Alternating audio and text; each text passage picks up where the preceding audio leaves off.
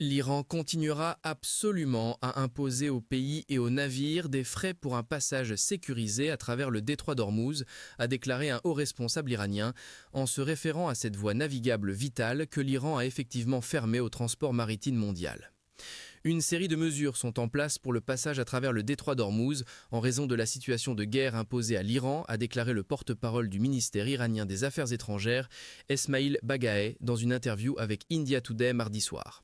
D'autres États qui n'ont rien à voir avec cet acte d'agression peuvent traverser le détroit d'Ormuz après la coordination nécessaire avec les autorités iraniennes, a rapporté Reuters. Le trafic à travers le détroit, par lequel normalement transite 1/5 de la production mondiale de pétrole, a été considérablement restreint depuis le début du conflit il y a 3 semaines. Un drone cible l'aéroport du Koweït et des sirènes sont entendues à Bahreïn. CNN a rapporté précédemment que Téhéran envisageait la possibilité de permettre à certains navires de traverser le détroit, à condition que la cargaison soit échangée en yuan chinois. Au moins 2 navires traversant le détroit auraient payé en échange d'un passage sécurisé, selon un rapport de Lloyd's List Intelligence, qui a ajouté qu'une taxe aurait été de 2 millions de dollars. CNN n'a pas pu vérifier de manière indépendante le rapport.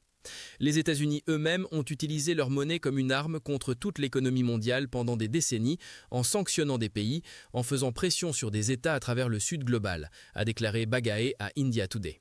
Auparavant, Sultan Ahmed Al-Jaber, chef d'un géant énergétique d'État ADNO aux Émirats arabes unis, a déclaré que la fermeture effective du détroit est un terrorisme économique contre toute nation.